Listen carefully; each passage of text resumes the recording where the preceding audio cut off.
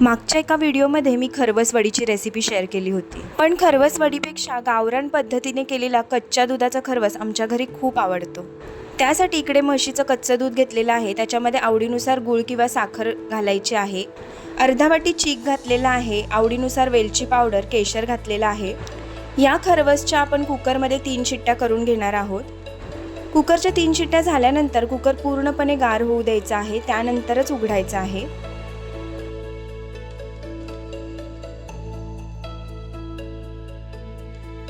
मस्त जाळीदार खरवस आपल्या इकडे तयार झालेला आहे। तुम्हाला हवं तर तुम्ही तो फ्रीजमध्ये सेट करून नंतर सुद्धा खाऊ शकता।